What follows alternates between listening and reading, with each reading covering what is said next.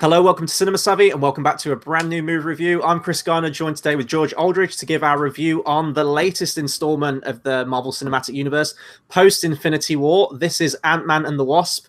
Finally, we get it in the UK after it's been like, what, month and a half, 2 months? It feels like absolutely ages US territories have had this film. We finally got it. You saw it a couple of days ago, actually. You saw this Wednesday night, didn't you, at midnight? I did midnight. Because I loved the first Ant-Man film, and I was very busy in the day since, so I wouldn't have actually been able to have seen it unless it was that time slot, so that was actually fairly lucky. But yeah, it's been a long time, because according to Marvel, because the World Cup was on in England, we're the only country in the world that wouldn't have watched Ant-Man, because Germany got it in July, Russia, who hosted the World Cup, had it in July, everybody else had it in July, but oh no, England must wait till August. Has this been released in China yet, or is that? I don't know. China's weird with their release dates, aren't they? But probably. I saw articles for this thing saying like Ant-Man 2 is a flop, like it's hardly made any money. I was like, maybe because you haven't released it in half of the territories yet. Yeah, it still made a killing. I think now it must be on. I'm going to find out for sure. I mean, normally when we do, it's 400 at the moment, 400.3 million. I mean, it might get to 500. The issue with Ant-Man is that it's come out, and we'll talk to this probably a lot more as it goes on. It's the film that's come out after Infinity War. There's no hiding from that, as well as messing around territories. I didn't watch it online. However, I had it spoiled for me online, like a lot of people did, because it was a film post-Infinity War that had consequences to a degree, and it was naturally spoiled because of the conversation. I can already see some Americans going, well, you get the Marvel films a week early. Yes, we get them a week early, not 4 weeks early. And the sheer population of the UK is nothing compared to America. And although this is a smaller movie, like it is, I'm not going to say it's an event movie where Infinity War definitely was, but they're big movies, you know, and if you like follow each one, there is that level of spoilers that you don't want getting out there and everything like that. But yeah, it was a long time. 4 weeks is a lot. I mean, normally films come out a week or two. It doesn't make any difference. 4 weeks. I mean, we get Chris Robin 2 weeks later. In 2 weeks, it will feel fresh. But this feels old news already. And I think it's worth mentioning that they're blaming the World Cup, but the reason why is The Incredibles 2. And for those Americans who don't know, for some reason, we get Pixar films a minimum of 1 to 4 months after America. Now, if they want to moan about us having anything late, just remember that we got Coco in February and it came out in November or October in America. Yeah, it was a long time. It came out in Mexico first, didn't it? Yeah, the Day of the Dead. Was like and then it came out the rest of the US, and then we didn't get it till the following year. The US Blu-ray would have got imported quicker than the UK cinema. That's how stupid it is. So what they do, Pixar delay their films in England every time. So when The Incredibles 2 was due out June 13th in America. No, sorry, June 10th in America. It came out in July the 13th in England, which would have been a week after Ant-Man came out. And Disney looked back and think, oh no, our two films are going to overlap and take each other's box office out. What should we do? Do we A, release both films at the same time? B, release both films on their actual release date? Or C, let's release both films 1 month late? And they went for option C because... I mean, someone on the scheduling list of Disney's going to get sacked this year purely because of Solo, let alone this blunder as well. I know people thinking, oh no, they're just moaning. Because I mean, I haven't seen Incredibles 2. I've had it spoiled for me as well. I'm not too bothered about that. But Ant-Man, just why two films come out a month late, just release them on the same day. I mean, back in '99, Star Wars 1 came out 6 weeks later in England. Back then, there wasn't social media. I mean, the internet being what it is now, like literally like a day after the movie comes out, I think IGN put a video out. Spoilers. They put spoilers out for it. And yeah. It was the same Infinity. I mean, we normally get Marvel a week earlier. They moved Infinity War, because America was meant to get it May the 4th. We got April 27th. They moved America to get it April 27th because they didn't want anyone to have it spoiled for them in America. And then here they are, 4 weeks later, spoiling it for us. So maybe next year when Infinity War Part 2 comes out, naturally our time zone with 5 hours ahead, naturally I might just send a tweet out so everyone in their midnight screenings before they press play is spoiled. He's done it before. He has done it before with other things. Was it Game of Thrones? Was it season finale? Game of Thrones, there was a funny story with that where someone attempted to... I've done it twice with Game of Thrones, actually. Let's get into this. This is funny. People think I'm evil. I'm not. There was one it was the episode when Khaleesi went on the dragon for the first time. Spoiler, sorry. That was the Colosseum. That's season 5, wasn't it? Episode 9. Yeah. Now I had the week before spoiled to me, so what I did on the morning of that episode, I just updated my cover photo on Facebook to Khaleesi on the dragon, and there was uproar and everyone kicking off, which I thought was quality because they'd all spoiled it for me the week before. But even better was if anyone's got Instagram, I know this is very off topic. If every time you do an Instagram story, which is basically a Snapchat story, every single person that follows you gets the notification that they have put their first ever story on Instagram. So naturally, everyone clicks. And then last year, I've waited 6 months to finally do my first Instagram story, and I did it for the season finale of Game of Thrones.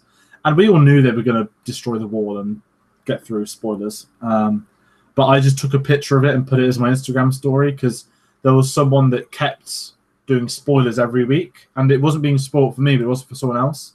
So he got the notification, and I spoiled for a lot of people. But again, I don't think it's if someone told me that before the episode, I wouldn't have cared because it was obvious it was going to happen. Yeah. But no, in Infinity War Part 2, like, hide yourself, because we'll get to the scene that got spoiled for me today. But I was at the airport in Spain, and I think I started texting you and everyone else. I was just vexing. I was so aggravated because it'd been out less than 12 hours in America. Which and it's like when you go to a midnight, you kind of have this expectation that you have almost like this exclusivity, like you're going to be like one of the first. Well, you are technically the first to see this movie in some kind of way.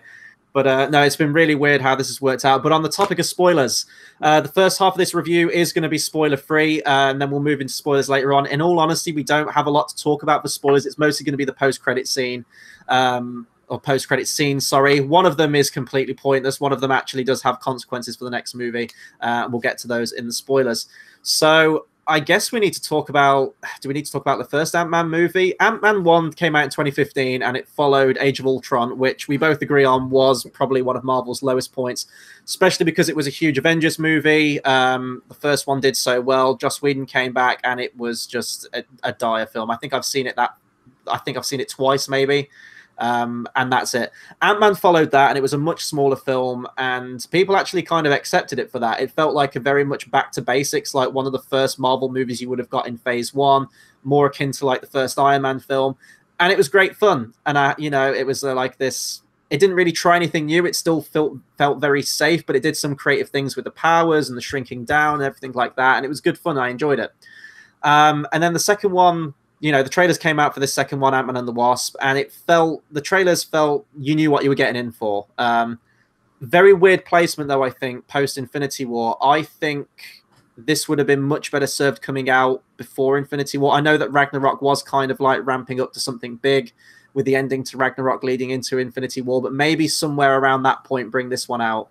Because it does feel weird, and especially with the ending of Infinity War being what it is, I would be happy with having that movie and then waiting till next year for the next one. Kind of feels weird placement for this one.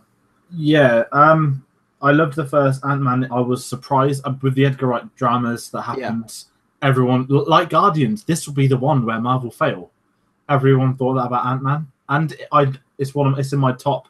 I mean, Marvel's at a point now where I can say it's in my top 10 Marvel films. It's crazy that you can have a list already.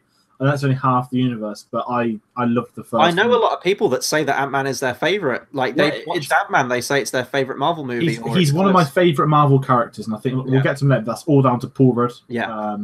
But the first film I loved. I didn't think I would. It was refreshing to have a film that wasn't about saving the world and all that malarkey. And so I was really excited for the second film, and because Ant-Man worked being after Age of Ultron, the problem with Age of Ultron is it was an Avengers film. That was fine. The film's not the best Marvel film. It's not the worst Marvel film, but... It was disappointing. It's one of the most disappointing Marvel movies, although it might not be the worst. Looking back, it was. At the time, I was very much... You saw that movie, 4 or 5 times? No, 3. 3 at the cinema. Not quite as embarrassing as my 4x4 Transformers Revenge of the Fallen, but... That's true. I will never let you forget that. No, I won't forget it either. So I think with Ant-Man, I think because the way Avengers had a happy ending, Age of Ultron, Infinity War didn't. It was that you could get away. It was like the dessert of Phase 2. That's what they kept calling it, didn't they? It was the one after the main event, and that worked for that. The problem with Phase 3 is that we haven't finished Phase 3. It's the main. It's like a 7-course meal, and they're saying this is course 6, and Infinity War / Captain Marvel's like the 7th one. And it's like, you know, they wanted this to be that whole, it's after Avengers, it's a nice breakaway. It is, but it also, this could have come out before. Yeah. And in all honesty, before we get into it, I had a really fun time, but when we get to that credit scene, it's like a real downer. And it does connect to the films, but I feel as if, I mean, I loved it for what it is, but because of Infinity War, not just myself, there are so many other people that aren't as interested for Ant-Man. You don't have to be there on day one. We've already waited a month. There's still no sudden urge to see it. If I hadn't have been to that midnight screening, I wouldn't have been bothered. I couldn't have seen it till next week. Yeah. In Infinity War, on the other hand, I would have been... That's like drop everything. Yeah, I would have made sure I saw that film. And I think with Ant-Man, the issue with this was because Infinity War was such an event. It was the accumulation of everything of the last 10 years to that. It doesn't work having the dessert type film. Yeah. As much as I miss Paul Rudd from that film, even though the ending of this film could have actually meant you could have had him not in Infinity War anyway. We'll get to that another time. It was just, I don't know. It didn't feel right this time. Yeah. Coming after Infinity War, I'd have. I mean, we don't know what Captain Marvel's going to be. We know she's going to be in part 2, so maybe Captain Marvel would have benefited more. I mean, we know she's coming out in March, her film, but hers is going to connect more to Infinity War. Whereas all this is to tell us what Ant-Man is. Mm-hmm. That will work better to the Infinity War story compared to this, which is, this could have been at any point in phase, any point post Civil War, this film could have come out. Yeah. I guess I'm kind of beating around the bush a little bit with what I actually thought of this one, specifically Ant-Man and the Wasp, and I guess I'm just going to come out and say I didn't really care for this movie. I'm not coming down on this like thunder, like I hated this movie. I didn't hate this movie by any stretch of the imagination, but if I'm taking myself back to a pre-Infinity War Marvel world, just kind of an arsey way to say things, but like the movies that came out before, I think a lot of people were feeling the fatigue. We were getting around 3 Marvel movies a year. It was a whole lot. I know they were spread out throughout the year, but it still felt a lot. And it did get to a point with these Marvel movies where, yes, you did have some good ones, like Winter Soldier's obviously one of the best. Civil War I really enjoyed. It felt very much like a cookie-cutter formula. Like you've got your formula for the plot, you've got your sort of villain that no one really cares about, but we need an antagonist. You've got your comic relief, boom, repackage the same movie, slap a different skin on it, and that's your Marvel movie. And I went into Infinity War. I think I said this in our review. I went into Infinity War absolutely dreading it, going like, oh Christ, you know, like we've had Black Panther before, we had Ragnarok before, and I didn't really like Black Panther, and I hated Thor Ragnarok when I first saw it. I was really going into Infinity War on a downer, but obviously Infinity War blew me away. It's my favorite movie of the year so far. So I guess after that, I felt rejuvenated. This one kind of took me right back to before Infinity War. And I get that this movie isn't going to be as big as Infinity War, obviously. It's going to go back to that small scale. But when you had, and I credit this entirely down to the Russo brothers, their writing is fantastic. They can balance emotion, drama, high stakes, but still maintain that level of fun and good, like, witty writing. This didn't have any of that for me. I kind of rolled my eyes at most of the jokes in this one, and it got to that point again, like Ragnarok, and this was my problem that I had with Ragnarok, was where they set up these emotional moments, they set up these great character moments, and then like midway through they'll stop and they'll like throw a joke in there, and it completely takes me out of the moment. Now that Infinity Wars came out, I feel like I've been spoiled by it now, and that's kind of the standard that I want them to maintain throughout all their movies. And I know that's probably not feasible for them to do that, and there are going to be some duds along the way, but this felt like a huge step back. I don't know. Again, I didn't hate this movie, but like even compared to the first Ant-Man movie, this is pales in comparison to even the first one, in my opinion. The story didn't feel as strong. You've got a throwaway villain, and I know a lot of people complain about Yellow Jacket from Ant-Man, but his powers were very much the same. He looked cool, like visually, he looked like a cool villain. In this one, it almost felt like a big budget Netflix, like the Marvel TV show ones, like Agents of S.H.I.E.L.D., but just with a bit more effects budget behind it. I don't know. I'm kind of rambling, but I wasn't feeling this one as much as I wanted to. I know what you mean. I think with this, because I loved the first one, film until a month before filming. He hired that cast. They wanted to work with him. Without getting into the current Marvel politics, there is also something very similar happening with a certain Guardians film. And I think this will miss Edgar Wright. Yes, he didn't direct the first one. Peyton Reed did, who did direct this one. But it was, you can still, when you watch Ant-Man, you can tell what jokes Edgar Wright. Moments, yeah. You know, the train fight, you knew that was Edgar Wright through and through. The writing, how tight that script was, just how everyone reacted with one another. Whereas of this, you know, we'll get to Louis, the character I know you don't like. In the first one, he works what he does. In this, is a bit not too much of him, but it's that the writing's not as strong and it leaves you wanting less. Whereas the first one had everything balanced perfectly with all the characters. And I think this comes down to the. I don't want to slag off paper because I did enjoy this film, but this is nothing compared to the first Ant-Man film. The villain is phase 1 type villain. Like, I mean, to Marvel's credit, not all of phase 3, but certainly in phase 3 they've upped the standards of their villains. I think like Malekith the Accursed is like bottom of the rung. I'd say like we do get like a flashback, we do get like a semblance of character, which is way more than we did for Malekith. So I've got to rank Ghost, who's the villain in this movie, above that. But she doesn't really feel like a villain either. No, that's the thing. This film, it didn't feel. She felt like a henchwoman to like a bigger villain, but there is no bigger villain in the movie. Yeah, exactly. The film felt lacking overall, and like I said, I know this is smaller than Infinity War. It had a less budget, and literally it's smaller. But there was just things missing from this, which I think it needed. It was almost too small. Yeah. Yeah, they wanted to explore the mother, and she's alive, which the scenes we got worked, but there wasn't enough. Yeah, exactly. I had the same thing. But I didn't. I mean, I feel like I'm ragging. I did enjoy this film, but it's because it's out after Infinity War. My Marvel level. I mean, this is a very different debate, but I know you hate Force Awakens. So there's Roger. The hype after Force Awakens, everyone knows on the channel. You know what I was insane for that film, and then Rogue One was. I mean, I know you can say it's better to me. Like Rogue One, like carried on that standard. I know there's a year apart, but with Infinity War and then Ant-Man 2, couple of months apart as well. Yeah. It's like I was watching this movie and my headspace was still back in Infinity War. Infinity War had that staying power for me with the ending and the film being as good as it is to carry me into the next year. Like, it could have absolutely done that. It had that. And now every Marvel movie that comes out in between, and I know even Captain Marvel, like, I'm probably going to have the same thing. I'll be like, yeah, this is great, but Infinity War. And I don't know. I think it's just me. But with Captain Marvel, I mean, we don't know enough yet, but I know with that for sure that we're gonna learn the past, and I think there'll be stuff set in the present. And I think that will be the film you can get away with connecting a couple of dots between part 1 and 2. Yeah.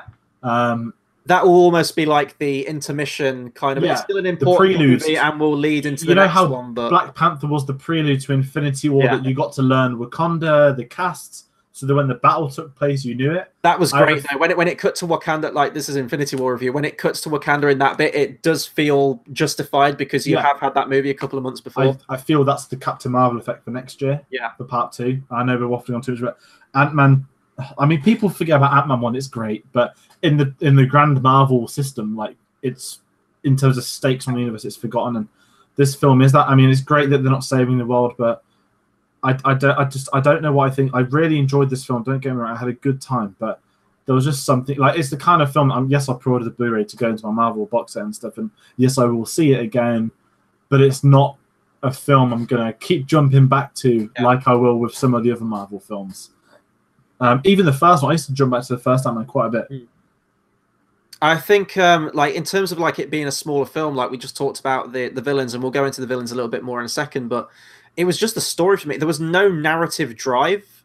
Like if you ask me what the plot of this movie is, it feels very. I don't know if it's too simplistic. It felt a bit confusing because it just felt like there was nothing going on. It was just like a series of scenes that I was watching. It didn't feel like it was building. Like, yes, like the characters of like Hank Pym, etc. You know, he's trying to get back to his wife. It flashes back to the first one, that setup we had in the first movie where his wife shrunk down in order to deactivate that missile to save a bunch of lives. Essentially them trying to get her back. And that sort of, I guess, is the main plot. But as you said, like it doesn't feel like we get enough scenes for that. Like when we start getting to that meat of the story towards the end of the movie, like you're just not getting enough. It doesn't feel like there was enough set up beforehand to get to that. And I was expecting maybe some like big twist ending with all of that stuff. Like I was expecting like this isn't going to be all as it seems, but we don't really get that. And even in terms of like cinematically, the first Ant-Man movie, like a lot of the action scenes, because we hadn't really seen that whole shrinking down thing before, it was all new, it was all fresh. They got really creative when he was like flying on the ant, or when he's going down the plug hole, falling through the floorboards and everything. It was great to see that. But you didn't get any of that in that. At least I didn't get any of that in this movie. Nothing really wowed me. From like a standpoint of like, I need to see this on the big screen. This is honestly a movie you could wait and just watch on TV. It felt that small scale that it doesn't even justify having that big screen experience. And I think also, if you look at Ant-Man, a lot of this film, I mean, we know it's set after Civil War, but this references Civil War a lot. And arguably, Civil War has more input on this plot than, off the top of my head, maybe any other Phase 3 film set straight after, except Spider-Man Homecoming, I guess you could say, because that's his character introduction. But Ant-Man, this film could have come out after Civil War and it would have worked better, especially the timing of it. Because we've just had Infinity War, Civil War felt like so long. They keep referencing Germany, and you think, oh no, wait, I wasn't in Germany. Oh no, I'm thinking of Wakanda from Infinity War. The timing's just wrong for this, but it's just, yeah, it's been here and it's done, isn't it? I think a simple fix for this movie would have been to shave off that credit scene, move that as a credit scene, like maybe like another mid-credit scene to Infinity War, but have this movie come out not long after Civil War. I think that would have really have helped this movie, because you would have still been in the headspace like, yes, we just had that big movie Civil War, but it would have been like, again, like a nice little bit thrown in while still linking back to the movie you've just had. It feels too much, but I guess we can go into things that I did like. The casting, like, I've got nothing against any of the cast in this movie. I think they all turned in a great performance. Paul Rudd's back, obviously, as Ant-Man. He's just great to watch. He's like just such a likable character, like everyman kind of character, kind of thrown into this superhero world. And I was wondering that because we'd had him in Ant-Man 1 and he kind of comes into his own at that movie, had him in Civil War, would he lose that quality and kind of step up? But he does still feel like that very awkward superhero character, which I really like about him. The main drive in this one is obviously the namesake as well. The Wasp, played by Evangeline Lilly. Evangeline Lilly's been an actress that I've always loved since Lost, when I started watching that in 2004. And unfortunately, she's quite an unlucky actress in that all the roles she tends to get are ones based around love triangles, or, you know, it's not quite what she wants. There was an article that came out in Yahoo earlier where she was talking about her experiences with Lost, in terms of like, she doesn't want to like take her clothes off in another role now because she felt very objectified by that. And then and Lost as well, like she felt like originally her character, she like had a narrative drive, like her character was trying to accomplish something, and then midway through the series they kind of just like had her as a plot device for love triangles. Get into The Hobbit again, they want to do like a badass elf character, comes back for reshoots, and this love triangle has been added in, and they really don't have any of that in this, which is nice to see. And she does kind of get chances to you know, kick ass and be a badass like heroine character. But again, like, I don't know if we didn't get enough of her, because like she does get a lot of action scenes in this movie, but nothing kind of wowed me to the stage where I was like, oh my god, Wasp is a force to be reckoned with. It felt very much like a carryover from how she was in the first movie. Like, she's still that. In fact, my favorite scene of her character in this movie is where she's sitting down at like a business meeting with like this crime boss. That was my favorite scene. That was my favorite part of her performance in this movie, and it didn't even involve the suit really. It was just like it was like a war of words rather than getting in the Wasp suit. Yeah, I think in the first one it establishes her like she's already better than Paul Rudd in terms of action and stuff, and they build up in the first film so that when they hit that credit sting of her having a Wasp costume, I'm happy that what I'm trying to say is that you knew she'd be fine in the suit. So they didn't have this heavy focus on the Wasp is learning, the Wasp is your partner now. It was just natural, and they kind of explain sort of as the film progressed. Not really explained, but they hint at they'd worked together a couple of times in the costumes together, so she kind of knew already what they were going to be doing. I thought there would be more scenes with them working together. I think there was one scene where they kind of have like a 2-on-2 fight, don't they, with Ghost, and that's it. Like, they work together on the mission, but they're still very much separate. Ant-Man's kind of doing his own thing. She's doing her own thing with sort of like the comic relief characters, which felt very much how it was in the first movie. Yeah, and I think it's fine having her in it and stuff, but don't say she feels wasted, but there's not the plot. the plot doesn't feel integral to her, although it's about her mother. But then I sit back and think that the plot doesn't feel integral to anyone. No. And like now I'm thinking about it, it's annoying me that I mean, it should be massive that her mum's innocent. It is, but it just kind of happens. I'm trying to think, what is this movie? This is when it hit the credits, I was like, what did this movie try and teach me? What was the ultimate end goal? What was the character arc for anyone?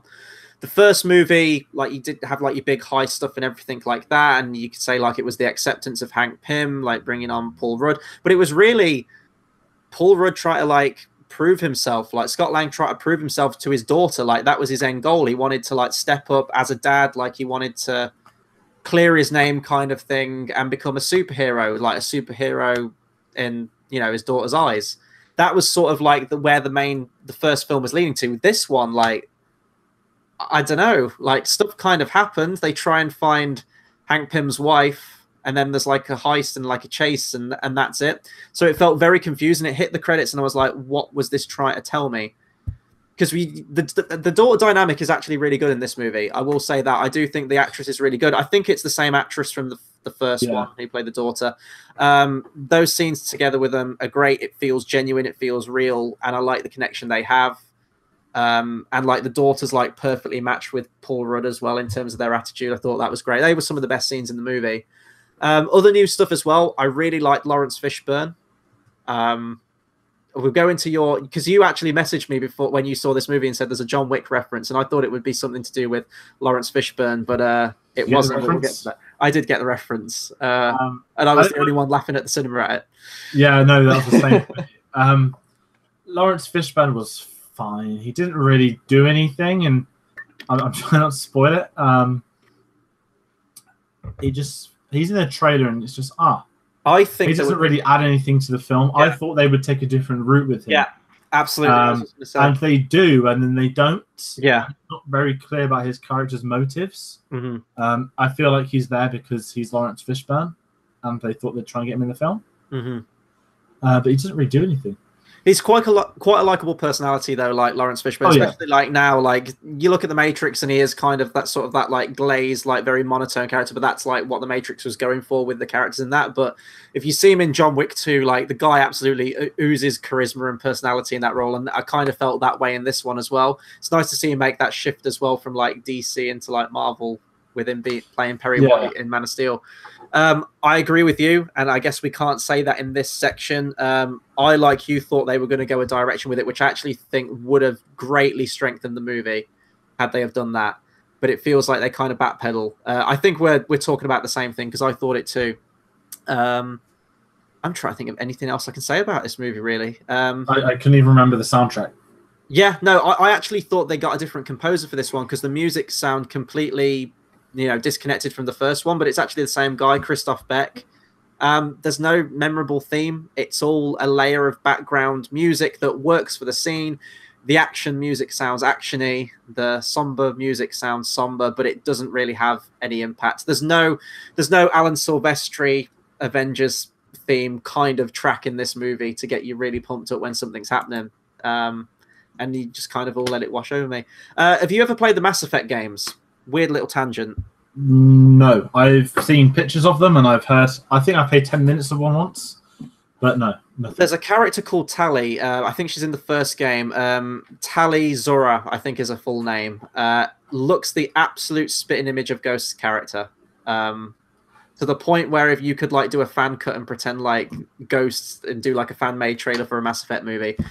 Seriously, like if you know Mass Effect, you know what I'm talking about. If you don't, Google Tali Mass Effect. First image on Google, it looks exactly the same. Costume design, mask design, everything. Yeah, that was a weird tangent. I don't have anything to say. I guess if I'm going to like recommend it, if you're a Marvel fan, chances are you've probably seen it, because like the US release date and everything, you're going to see it anyway. It's the big new release, and you kind of know what you're getting in for. But if you are sort of like fresh off Infinity War and how good that was, this is nowhere near as close to Infinity War. I don't even think I'd rank this in like a top 10 in terms of Marvel movies for me. It felt very paint by the numbers, but even like the first Ant movie kind of was as well. But the first Ant-Man movie to me just had way more personality, way more likability, and actually felt like it was telling somewhat of a story. With this one, they had a great setup from the beginning. The search for Hank Pym's wife, played by Michelle Pfeiffer, great actress as well. And it just felt like a lot of these opportunities were there to make it a more fleshed out movie and say something, and they just didn't take those opportunities. It felt like a collection of sort of like fun little action vignettes with Ant-Man.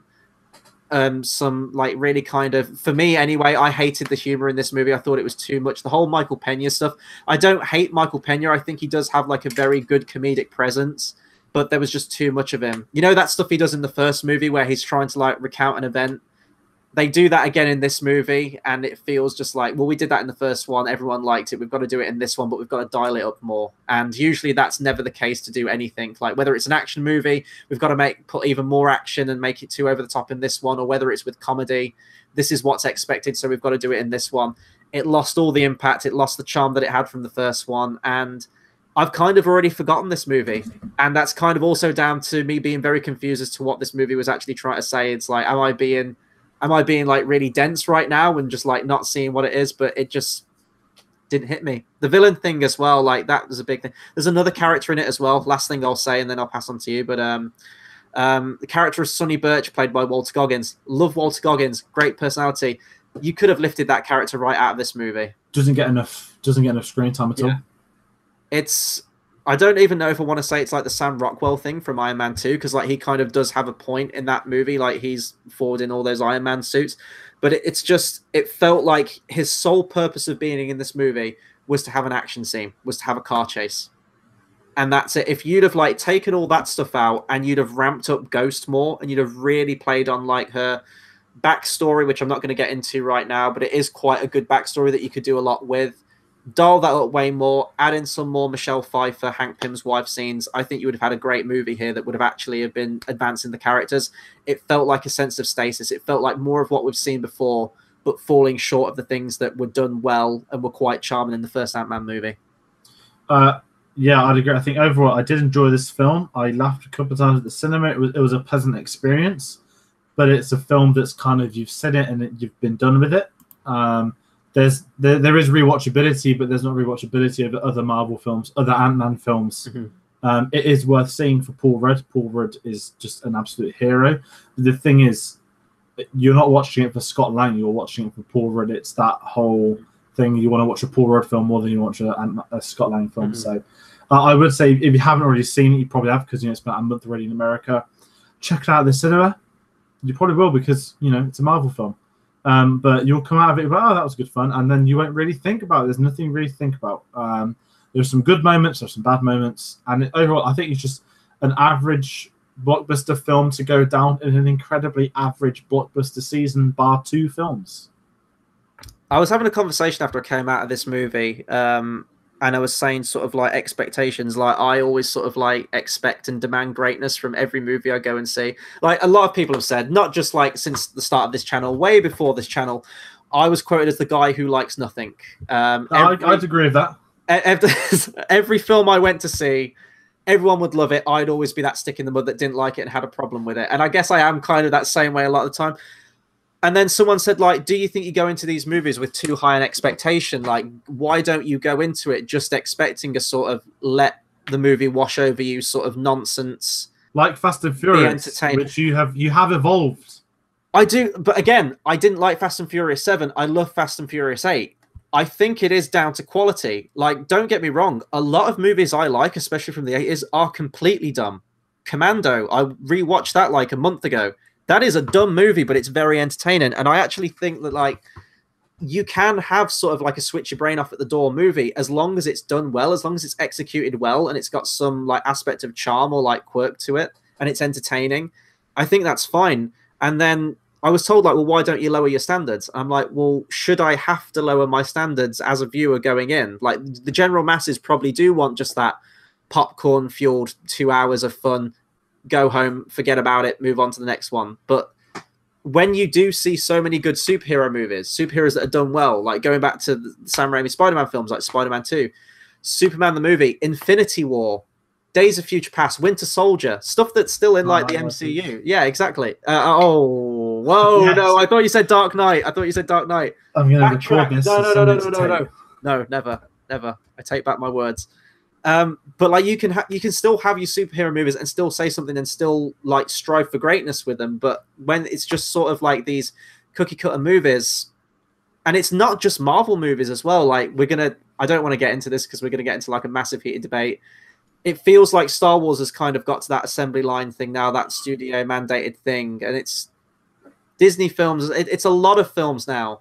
Jurassic World, they're kind of all safe and studio-y, and it doesn't seem like they're not striving for art anymore. It feels like it's just put out what people are going to go and see just to get the money back. I get it's a business. This is going on to like a whole other tangent of just like movies in general, but yeah.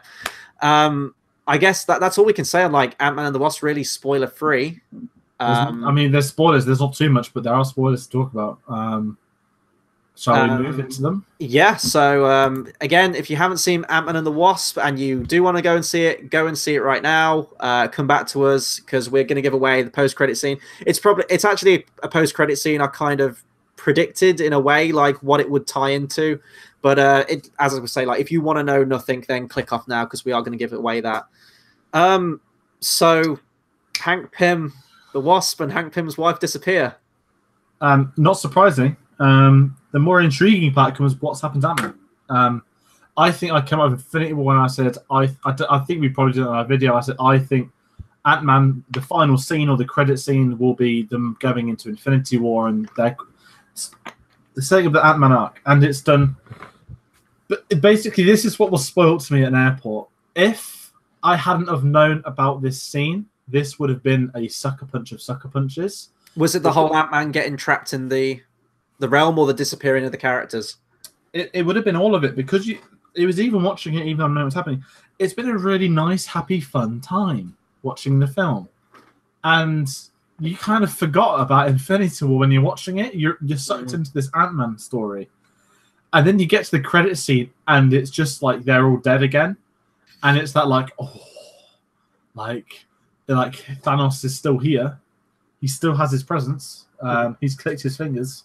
And what's more interesting is that of the entirety of the Avengers that are alive, we knew Ant-Man was going to be in part 2. We all expect him to be in part 2 of Avengers because he wasn't in part 1 like Hawkeye. He's one of the ones where you expect to get to the next film. I'm happy they killed his work friends than his family because they're clearly going to go for the family route with Hawkeye. So you wouldn't need 2 family revenge parts. But the most interesting about this credit scene is that Ant-Man is in the quantum realm and he cannot come out as of yet because it's not like a button and you come out. But more interestingly, they mention time travel. Don't get stuck in a time lapse, they say. That's all they say. That's all there is to say. But I'm happy that it was spoiled. I knew it was spoiled, that annoyed me, but I didn't know it leaves him in the actual quantum realm, which suddenly makes his story arc interesting for what may happen next year. And it leaves me kind of excited still to see how he's going to fit into the overall story because I love Paul Rudd. I love Ant-Man. I love Paul Rudd too. What I don't love is like, I'm going to say this, but like one of my favorite superhero films of all time does that whole time travel thing. The blatant sort of like Deus Ex Machina that is time travel. I know it was done in Superman the movie, and I know a lot of people hate that, and I guess it is kind of dumb, but I love that movie, so I guess my opinion is this is going to be the most contradictory thing. If they get into Infinity War Part 2 and the day's saved by Ant-Man going back in time and changing the course of history, I am going to riot. If that's what happens, I will hate Infinity War. I will hate Infinity War Part 2. I will stop watching these Marvel movies. There has been rumors and multiple rumors about potential stories for the film. I'm not going to actually, you know what I'm going to say? Not a rumor as such, but what I've heard people saying.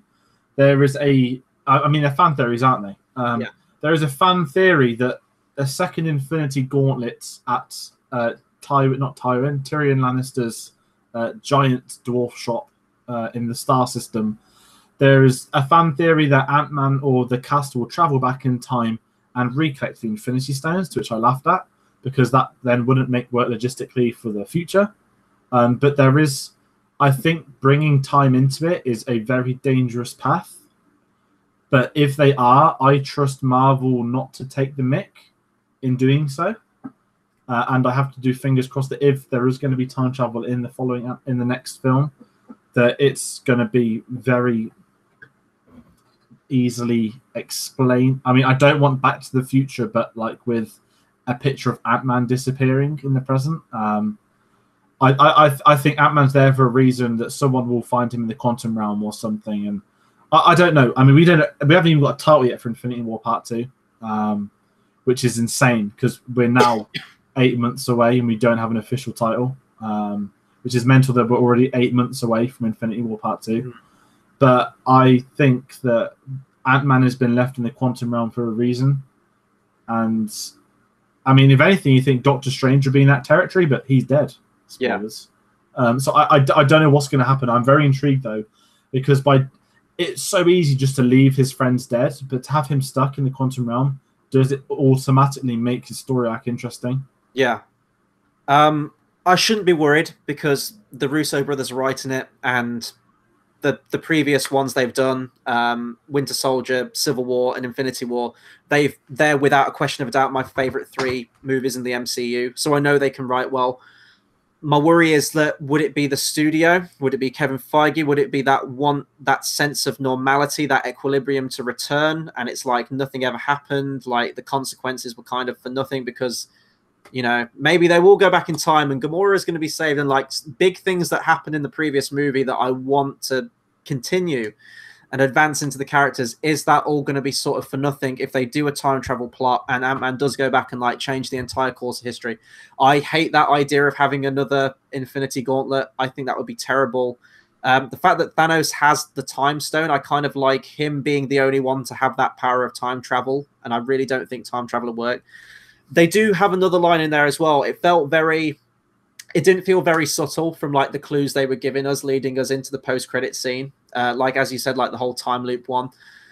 The character of Ghost in the movie, she's like going quantum. She's like glitching in and out, and she's like in loads and loads of pain, and she needs to be healed essentially. And there's a line that Michelle Pfeiffer gives in the post-credit scene where they're sending Ant-Man back into the quantum realm to collect like this healing stuff, like this substance that will heal people that are like glitching in and out. They said they're going to keep using it on Ghost to like heal her up.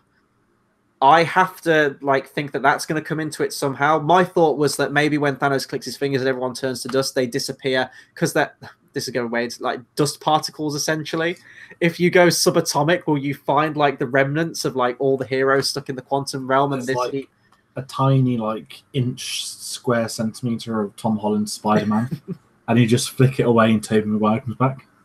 Yeah, and it's like, is he gonna like sprinkle this like magic juice on everyone? Wasn't that in one of the Narnia movies? Like, there's this. Oh yeah, when he feels that Santa gives him a present, he saves the entire battlefield. Yeah, that's it. It's like one drop of this like will rejuvenate anyone, like bring people back to life. I'd hate that too. But the thing is, like, I'm thinking of all these suggestions of where it could go, and I'm hating all of them. And I really hope the one they go with is completely different and it works. I think that there's a reason we don't know a name of the title yet. I think they've been so tight-lipped about this film that it's going to be... There's rumors about Avengers Endgame, but that hasn't... nothing's been confirmed yet. Nothing confirmed. I wonder if they will wait... Basically, after Ragnarok came out, then they did the trailer for Infinity War. I have a feeling that they're waiting for maybe a month after now for when Ant-Man settled down to then drop that title. Yeah. Just can't do it for Captain Marvel. It's too late. Miss San Diego. They don't care about that. It's just going to be a bog standard press release, I think. Mm-hmm. But I think that would give some more. I think time travel will be involved, but I don't think it will be as important as it could be made out to be. But I'm intrigued to see what they do because there is so much potential there with the Marvel films. One thing that kind of let me down as well, you might be okay with this, but the fact that they really hyped Evangeline Lilly up in this film as like this new like force to be reckoned with, and they've killed her off. And let's be honest, she probably isn't going to be in Infinity War Part 2. Don't get me wrong, the cast already in Infinity War Part 2 is immense. It's going to be even bigger because we're going to have Ant-Man in there. We're going to have, Hawkeye in there too. Probably some other characters. We've got Captain Marvel. But I feel like Wasp maybe should have stayed alive. You talked about the family thing, and I never even thought about the Hawkeye thing. Like, you kind of would have been repeating the same thing over again if Hawkeye's family has disappeared, and then you kind of repeat the same thing. Maybe if they just took out his daughter, We made predictions on Infinity War, like would it be, his ex-wife and daughter, Michael Pena, everything like that. I thought if it was just the daughter, I think, especially in the context of this movie as well, because they had such a great dynamic, that would have been hard-hitting for him. Sorry, Matt. Funko have just released the next 5 Infinity War pops. Groot. This actually makes sense to talk about here. Yes, yeah, go for it. Groot, but his hand is the axe being forged. Oh. Baby Gamora. Bucky with his vibranium arm. Bruce Banner, but with the he gets like half green but can't get it up. And then a 6-inch exclusive Tyrion Lannister pop. Sorry, I've been waiting for this announcement for weeks. It's finally come. There's no Doctor Strange pop still, though, is there? You need like glitching in and out of the Matrix Doctor Strange. Like that would be the best pop to do for him from that movie. Yeah, I don't really have anything else to say on the post-credit scene. Actually, I came down like thunder on this mid-credit scene. I messaged you from the cinema. The credits were still going up. The end credit scene hadn't even played yet. The mid-credit scene had just played, and I thought it didn't make sense. I was like, this is instantly a plot hole. So the entire Ant-Man and the Wasp movie takes place after Civil War, but before Infinity War. The post-credit scene happens at the end of Infinity War, essentially. So all the events of Infinity War have been played out, and then ultimately when he clicks his fingers, this is the fallout of it we're seeing. At this point, Ant-Man is no longer under house arrest. He's a free man. He can work with the Avengers again.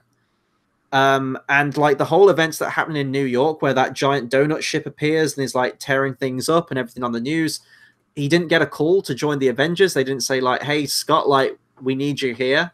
He seems completely oblivious to everything, to the point where he sees like them all turn to ash. He doesn't know what's going on.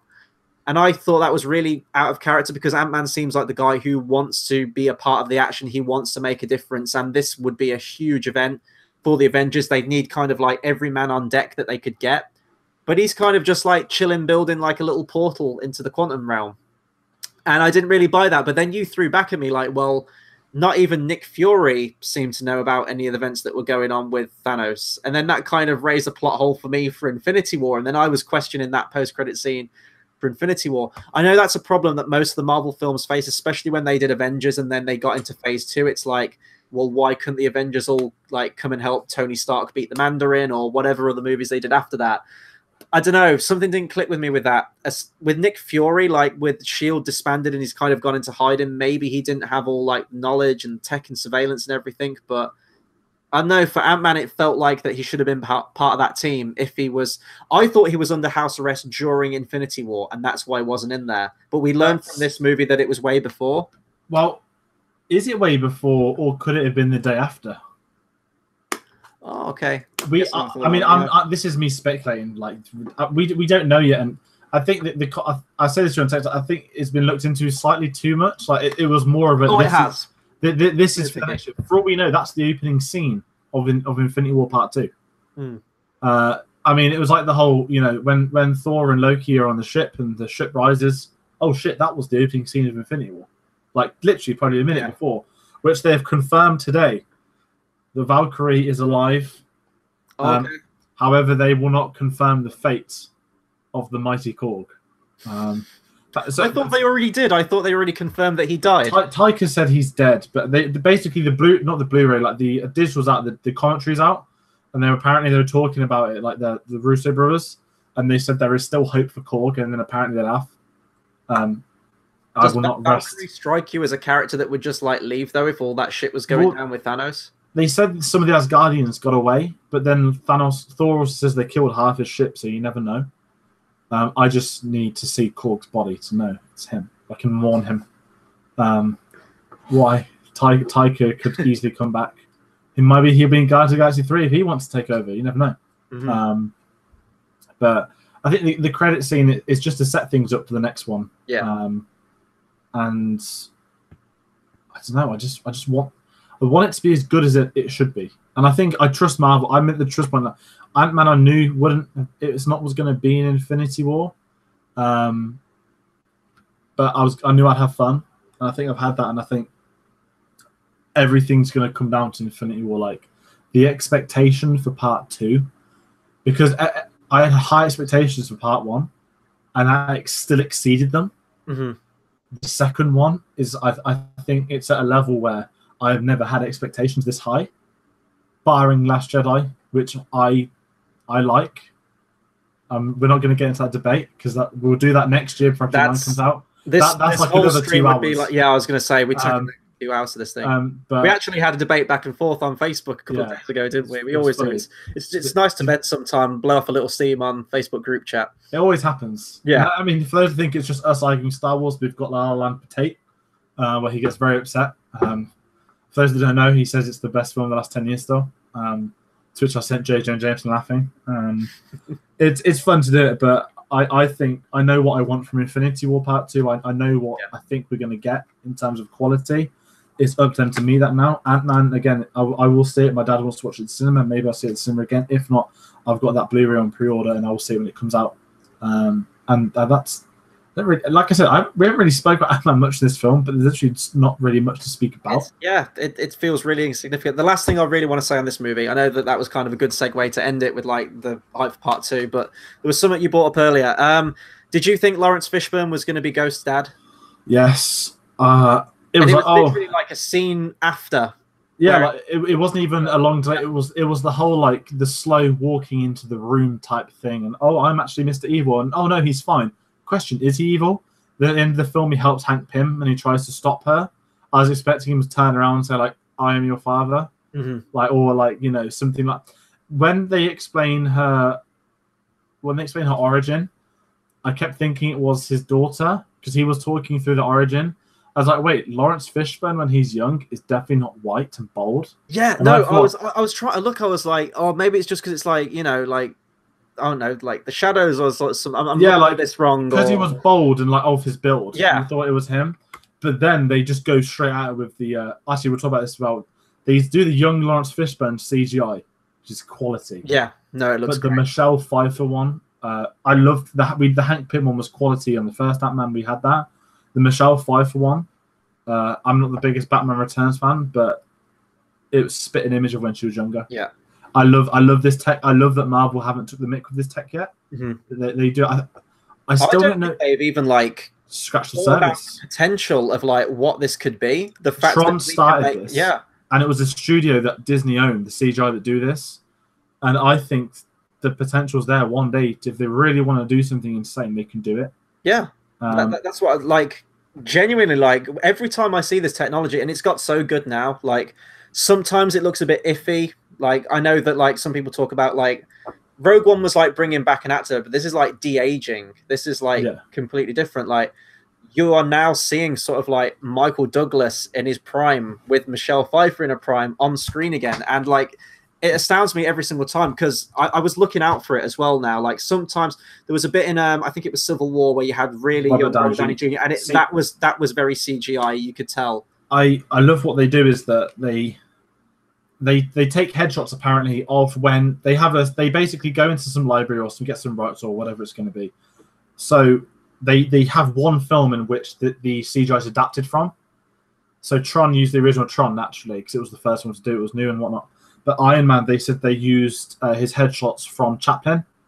Right. And if you look at the scene, he looks like he did. I mean, I know he looks younger, but they look more specific to a certain film they did. I'm trying to remember what one they said that. Michael Douglas was used, but was it Wall Street or I can't. It was one of his bigger known ones, but because it'll be the one where they can get the most images, like side of the head, front of the head, angles and whatnot, and it'll be the one which is probably their biggest ones. But I'm intrigued to find out what they use for Michelle Pfeiffer because it actually pinpoints the year as well to make the comparisons. Yeah, and I mean with Michelle Pfeiffer as well. I mean she still looks great now. Like she has aged fantastically well, but it was great, and like Kurt Russell as well from Guardians of the Galaxy 2. I saw that and I was like, I'm ready for another Tango and Cash. I'm ready for another Thing movie. It's actually scary technology, and that astounds me way more than any giant CGI explosions or action scenes. Just seeing that and what that's capable of. I don't think they've even scratched the potential of this. I think the first time I saw it, because I haven't seen any of the Tron movies, obviously I was aware about the whole Jeff Bridges thing. I did hear very mixed things about that, but I think that was still when it was very much in its infancy and it hadn't quite hit what it has now. The first time I saw that technology, I think, was Terminator Salvation, where towards the end of the movie, like 80s Arnie walks out. You watch that again now, and it's obviously CGI, but at the time, like 2009, like I hadn't seen that before, and that was astounding. I remember some people in the audience as well thinking like, why did they get Arnie back for this movie? Like they were all really confused. No, loved all that stuff. But yeah, no, I'm glad that we were on the same page about the Lawrence Fishburne thing, because I think had they have done that, I think it would have been a much stronger movie. I think you would have had that morally grey antagonist kind of thing. You could see that Goliath, I think he's called in the comic books, Lawrence Fishburne's character, is sort of like the other side to Hank Pym. Like he's just trying to help someone. It would have been very close to Thanos though, like, which could have been good as well, how he sort of like sees this girl as his daughter, maybe, or even like, okay, let's take in the context of the movie. If you are going with the fact that he's not technically her father, but she's like a daughter to him, I don't even think they played that up as much as they could have done in this movie. I think they could have gone way further with that in this movie. You had like the nice scene with like de-aged Lawrence Fishburne like going up to her as a girl, like where he hands her the cuddly toy. That stuff was great, but we just didn't get enough of that. I think it would have been stronger if he had actually been a dad though. And I remember hearing some people in the cinema as well sort of like second guessing the movie and going like, oh, like it's, you know, it's him, like he's the dad. And then as you said, like the flashback, it's like, oh, okay, no, it isn't. I think that was a missed opportunity. It's just the movie just feels like a lot of missed opportunities that just, as I say, I didn't hate the movie, but I think it could have been a lot more. I think maybe a couple more rewrites of the script. I think it would have been a decent entry. I think we've talked long enough on this movie. In all honesty, do you have anything else to say? Or no, not really. There's not much to say on it. No? Oh yes, sorry. The second credit scene and Ant playing the drums actually seen in the trailer. Yes. Yeah, no, I knew there was one scene. I watched a review before this, and like the reviewer said that the post-credit scene is a scene in the trailer. I didn't think it'd be that scene. No, I thought I'd already seen that scene in the film. Yeah, but there was also a line that was in the trailer that I don't think was in the movie. It was "I'll go high, you go low." Yeah, I thought about that, and it doesn't happen in the film at all. I actually quite liked that line. I thought that was a nice little bit of character back and forth, bit of banter that I thought was missing from this movie between the two. They haven't quite nailed down the romance though between the two characters. Like they hint at it a lot, but nothing seems cemented between the two. Between Ant-Man and the Wasp. Maybe we'll get that in the next movie. I don't know. But the next one, Ant-Man and the Wasp and the Bee. I don't even know anything about Ant-Man. Like, there's probably some like really wacky characters in his lore in his comics. Stan Lee cameo was very weird in this one as well. Yeah, it didn't. I mean, it was meant to be a joke, I think, about seeing things, but it felt the most out of place of the usual ones. Yeah, but no, that's. I guess that's the last thing we can say. I think we're scraping the bottom of the barrel a bit with this movie now. So that'll do it for our review on Ant-Man and the Wasp. Be sure to comment, subscribe. Let us know what you thought of this movie. Did you like it? Didn't you like it? Would you say it's better than the other one? And what are your thoughts about how the post-credit scene of this movie is going to tie into Infinity War? Anything regarding Marvel or the cinematic universe, do let us know. I'm trying to think what we've got coming up next on the channel. There'll probably be a bunch more trailer reactions from me in between. We've still got Film Club in between as well. I think our next movie review will probably be Christopher Robin. Yes, comes out in 2 weeks in England. 2 weeks today. Yes, starring Ewan McGregor. It could be one to watch out for. Hopefully, I'm looking forward to it. I've been won over by the trailers now at this point. Speaking of, I guess we'll mention this probably in our review for Christopher Robin, but you're off to hopefully meet the man himself, Obi-Wan Kenobi, tomorrow. Or on the weekend, I guess. The UK premieres on Sunday, so fingers crossed that I meet him in person. Yes, Peter Capaldi's going to be there, but there's only one man I'm going for. But fingers crossed. I don't want to raise hopes and then fail and reject what has happened. I'll wait for the surprise picture on Facebook. I don't think anything. Hello there. I don't think anything will top the surprise of seeing you stood next to director Krennic himself. Like Spielberg was great, but Krennic is like the one. But yeah, on that picture, I'm actually looking at my phone to check that the picture's working, so you can get the lens right. Yeah. No, that would be great. So yeah, there's still stuff coming to the channel.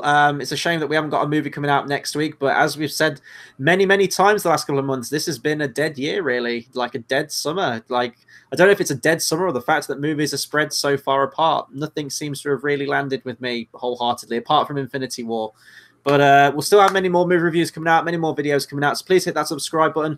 Hit the bell icon as well. You'll get a notification every single time we go live. Our live streams do tend to be pretty sporadic. We don't tend to schedule them, so that's the best way to stay updated with all of our content. That'll do it from us. And until the next video, we'll see you guys next time. Thanks for watching.